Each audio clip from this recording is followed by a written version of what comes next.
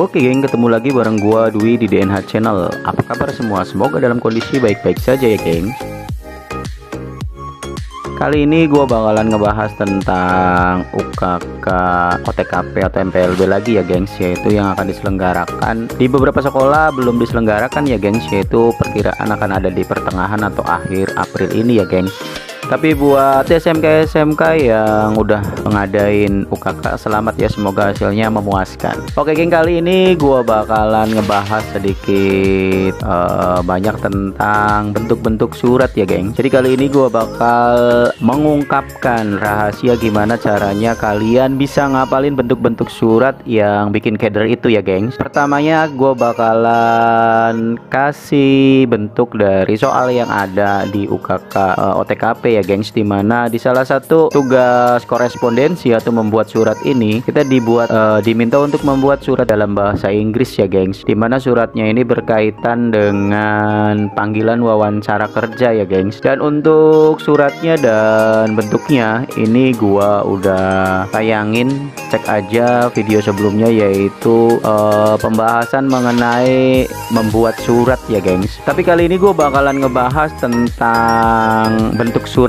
ya gengs, yaitu gue detailin tentang gimana ciri-cirinya semi block style nih geng, atau gimana caranya ngebedain semi block style, dan full block style ya gengs. Oke, buat kalian masih keder untuk 3 bentuk surat itu, tonton terus video ini, no skip ya gengs. Oke, kita langsung aja untuk membuatnya ya gengs, cekidot.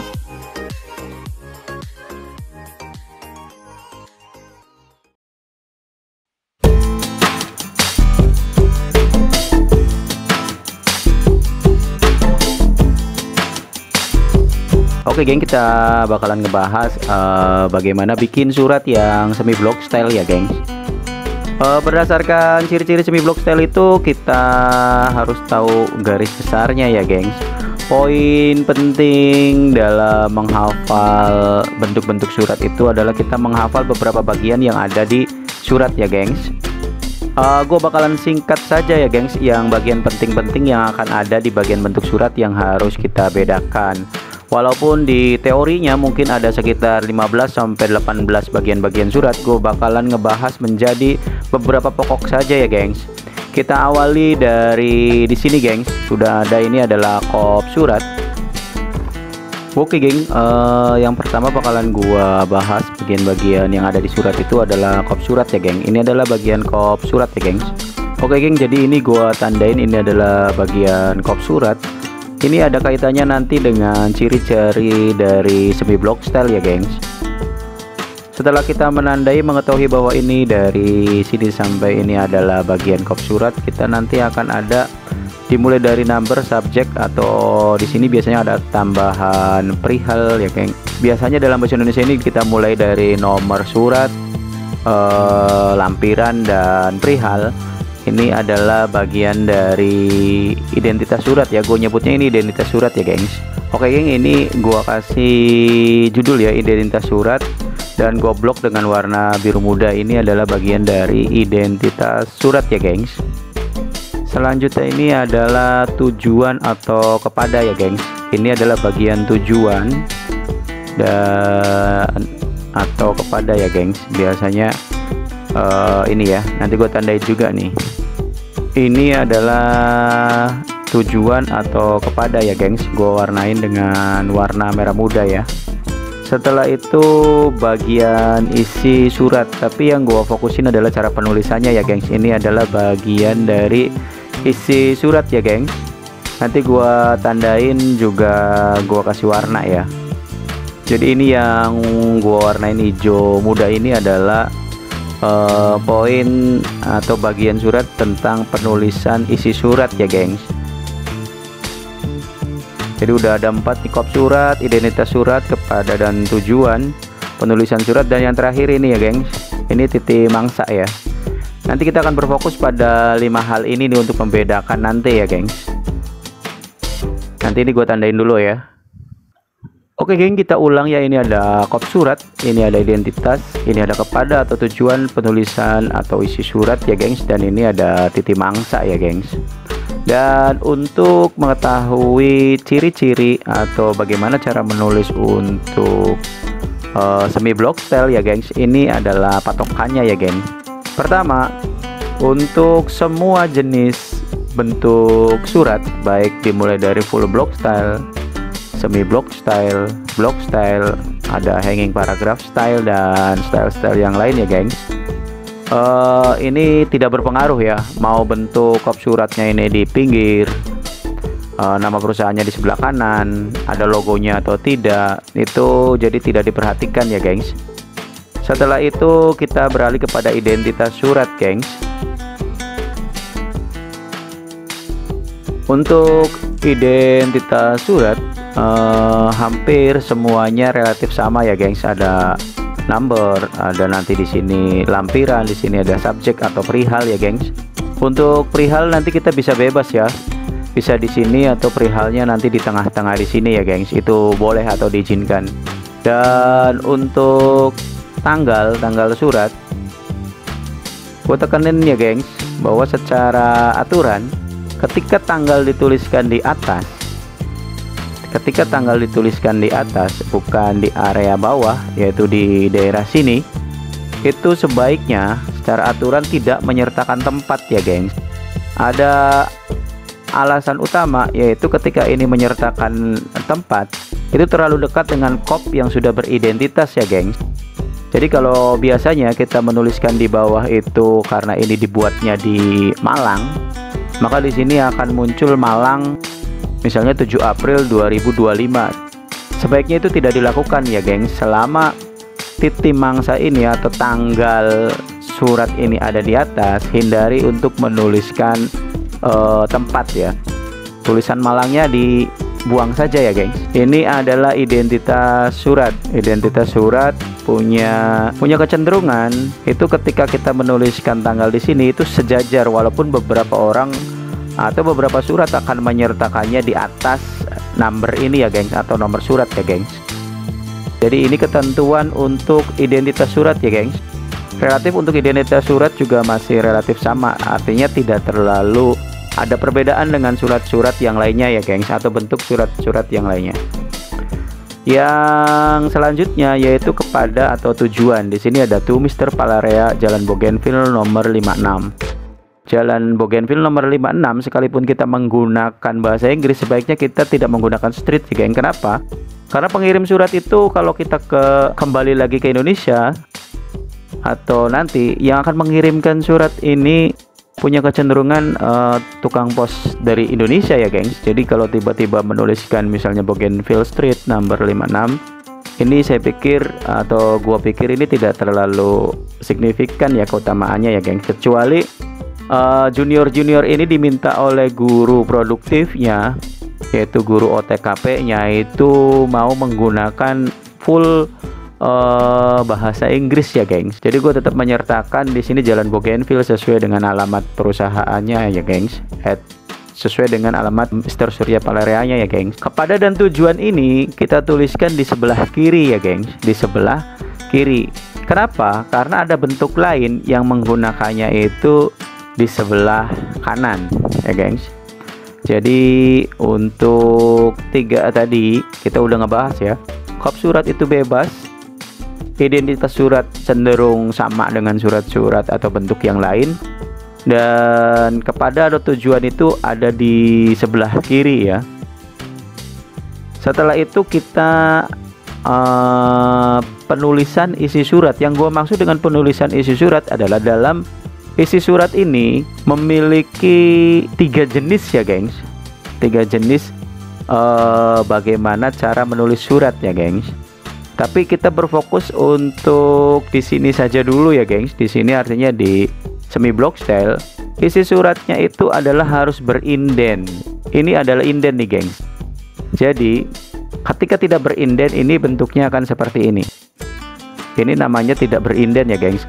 Artinya baris pertama dalam setiap paragraf itu ada indennya. Itu untuk semi block style ya gengs. Kenapa? Karena ada ciri dari bentuk surat lain itu yang seperti ini. ini adalah bentuk yang menggunakan seperti ini adalah full block style dengan block style. Jadi penulisan isi suratnya tidak berinden, ini namanya tidak berinden. Tetapi kalau semi block style penulisannya adalah berinden, like that ya gengs, atau seperti ini. Gua nggak bahas isinya ya gengs, tapi cara penulisan tiap paragrafnya harus memuat seperti ini ketika kita semi block style ya. Jadi ini adalah salah satu ciri utama dari semi block style, yaitu penulisannya isi surat itu harus berinden semuanya. Iya semuanya, ini namanya berinden, ini berinden, ini berinden. Gue bakalan kasih tanda geng, kita insert, kita kasih shape, kita pakai tanda panah ya geng. Nanti gua tulisin ini namanya indent. Shape, gua add ya, berinden. Jadi isi surat berinden ya gengs.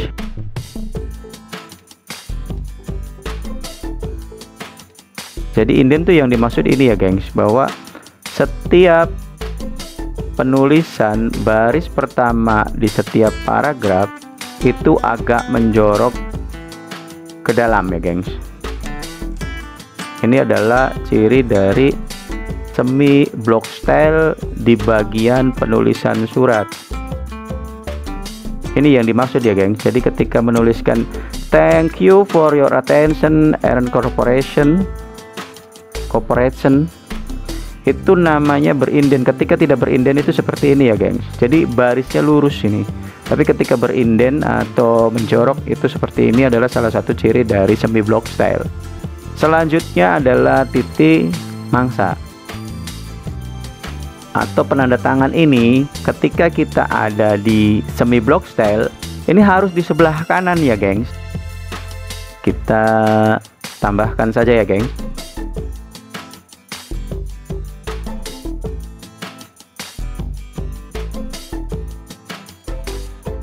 Titik mangsa sebelah kanan. Kenapa? Karena akan ada full block style, ini akan di sebelah kiri. Jadi full block style itu semuanya serba di kiri ya gengs. Tapi untuk hal-hal yang lainnya relatif sama ya. Jadi itu dia ciri dari semi block style ya gengs. Oke gengs, gue pikir untuk semi block style gue ulang lagi ya ciri-cirinya. Untuk kop surat itu bebas, tidak ada ketentuan bahwa kop surat itu harus penulisan nama perusahaannya di tengah-tengah ya gengs. Itu hanya bentuk umum saja, makanya beberapa orang menganggap bahwa kalau kop surat itu harus penulisannya dimulai dari tengah-tengah atau di center ya geng, padahal tidak ya. Setelah itu identitas surat, gue nyebutnya identitas surat ya gengs. Ini intinya isinya biasanya nomor surat, lampiran, dan perihal ya. Tapi perihal bisa terpisah juga biasanya sebelum kepada ya. Identitas suratnya seperti ini. Kecuali nanti di full block style, gue lebih suka ketika ini penulisannya ada di sebelah kiri kalau untuk full block style. Tapi kalau untuk semi block style seperti ini ya gengs. Tujuan kepada ada di sebelah kiri. Gua bakal bikin shape lagi ya, bikin shape lagi yang mengarah ke kiri ya, seperti ini, biar sebagai patokan ya gengs. Gua klik kanan, nanti ada add text,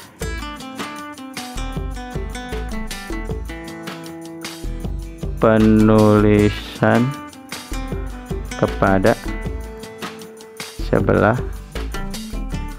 kiri gengs. Kurang gede ya gengs, nanti gua lebarin lagi.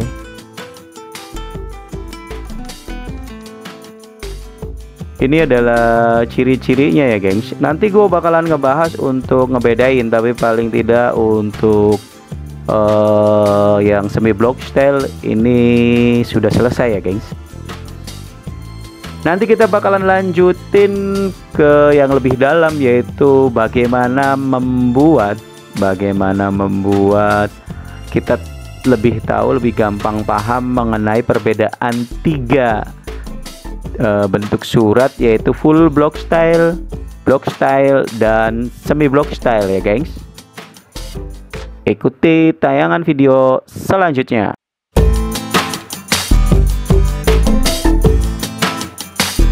Oke geng, sekarang kita lanjut ya ke session 2 nya, yaitu bagaimana ngebedain antara full block style, semi block style, dan block style ya gengs. Karena kadang ini karena namanya hampir mirip, yaitu block style, jadi biasanya kita akan bingung ya.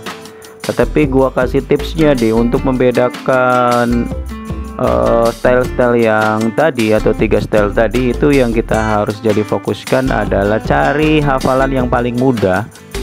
Yang paling mudah menurut gua itu adalah full block style, dimana full block style itu cuma satu cirinya.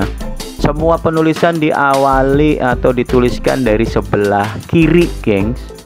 Jadi yang paling lu bisa paling hafalin dengan cepat adalah full block style. Jadi ini udah ada full block style ini gengs. Ciri utama dari full block style itu adalah penulisannya dimulai dari kiri ya gengs. Jadi ini dia nih full block style. Full block style itu penulisannya itu adalah rata kiri ya gengs. Dimulai dari tanggal, identitas surat ada di sini kepada atau tujuan. Ini adalah cara penulisannya. Jadi untuk full block style semuanya dimulai dari kiri, tidak ada indent, jadi tidak seperti ya gengs. Ini tidak ada seperti ini ya. Ini full block style tidak berinden, adanya di sebelah kiri, penulisannya dimulai dari sebelah kiri, termasuk titik mangsanya atau penanda tangan juga ada di sebelah kiri ya gengs. Jadi ini adalah full block style, menjadi dasar kita yang pertama. Jadi untuk full block style ini adalah bentuk surat yang paling doyan kita hafal atau gampang kita hafal ya gengs. Jadi patokan utama adalah full block style untuk membedakan antara block style dan semi block style ya gengs. Oke gengs, ini adalah full block style. Oke gengs, setelah gue tegesin tadi ya, full block style itu penulisan rata kiri dan tanpa indent ya gengs. Jadi ini penulisan untuk full block style ya gengs. Untuk penulisan yang keterangan seperti ini boleh kalian ratakan ataupun tidak. Ini di luar dari penulisan awalan baris pertama di setiap paragraf ya gengs. Ini adalah paragraf, ini adalah paragraf, ini paragraf. Dan di full block style ini tanpa indent. Indent tuh seperti yang gue bilang tadi ya gengs. Ini adalah indent ya. Selanjutnya setelah kita menghafal full block style, kita ya beralih kepada block style ya. Full block style itu penulisan rata kiri tanpa indent, termasuk di sana isi juga titik mangsa ya gengs. Ini adalah titik mangsa atau penanda tangan ya gengs ya. Setelah itu kita akan beralih kepada block style.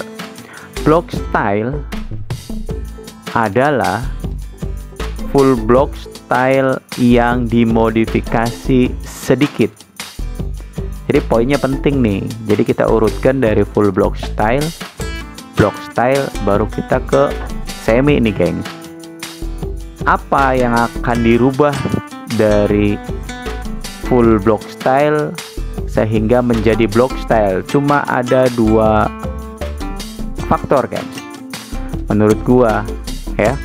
Jadi full block style berubah ke block style ketika tanggal ini kita rubah berada di sini guys ya.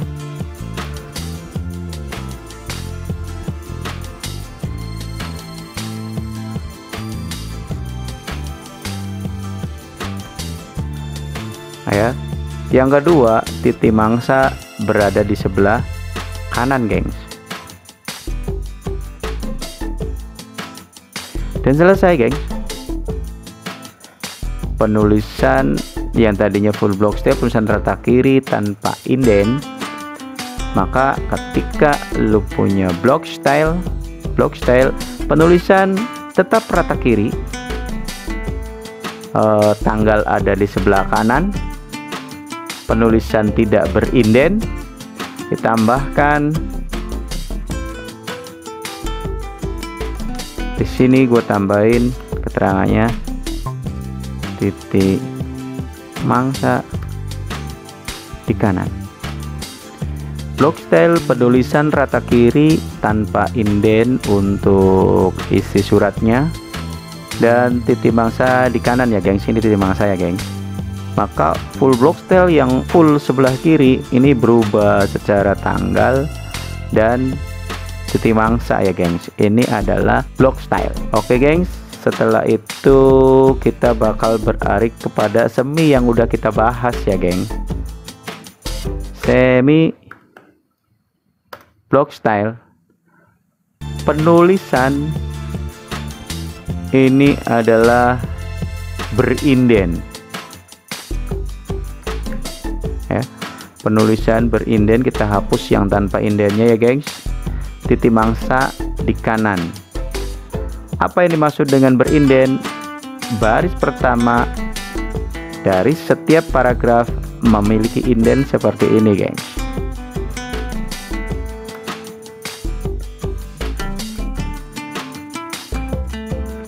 Dan karena ini sudah dari block style, ini sudah ada di sini, udah benar ya gengs.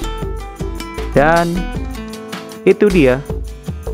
Jadi teman-teman kalau mau membedakan antara full block style dan semi, itu kita harus hafal pada bagian-bagian yang akan dirubahnya ya gengs, yaitu identitas ketika full block style itu ada di sebelah kiri, nanti kalau sudah mulai ke block style itu ada di sebelah kanan, penulisan rata kiri. Semi block style itu berinden, tapi untuk full block style dan block style itu tidak berinden.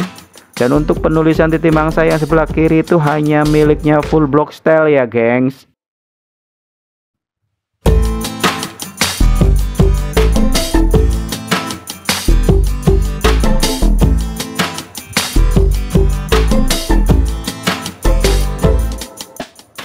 Oke geng, itu dia pembahasan kita kali ini mengenai bagaimana cara membedakan antara full block style dan semi block style ya geng. Untuk tayangan kali ini akan gue tutup dengan hasil rangkuman dari bagaimana cara membedakan 3 bentuk surat tadi ya geng. Berikut ini adalah rangkumannya gengs.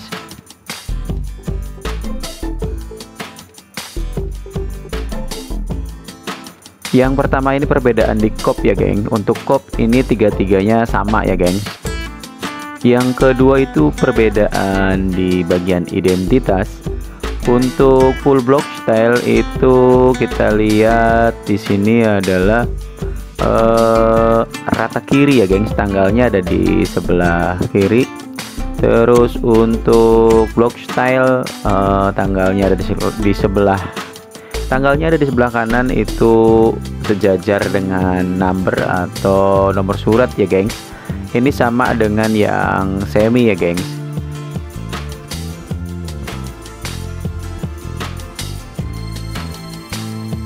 Selanjutnya di bagian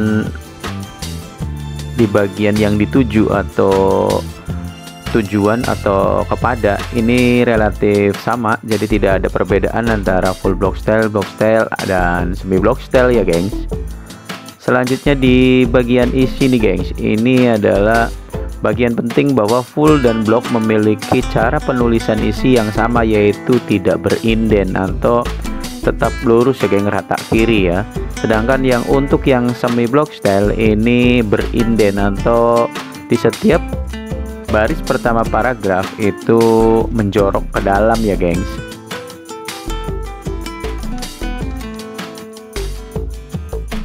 Dan perbedaan penulisan yang terakhir yaitu di bagian titik mangsa atau penanda tanganan ya gengs. Untuk full itu tetap berada di kiri ya gengs. Sedangkan untuk block style dan semi block style ini berada di sebelah kanan. Oke gengs, itu dia keterbatasan gua untuk nyampein bagaimana cara membedakan style-style tadi ya gengs, atau bentuk penulisan surat tadi ya gengs. Intinya itu saja untuk tayangan kali ini. Senang rasanya bila teman-teman YouTube itu kasih komentar ya gengs, atau untuk junior-junior silahkan komentar, ditulis untuk kira-kira gue bakal bahas apa lagi mengenai OTKP atau MPLB ya gengs, terutama di bagian UKK atau UKK yang belum nih gengs. Intinya itu, terima kasih karena sudah menyaksikan. Sampai ketemu di tayangan selanjutnya. Yaudah, bye bye.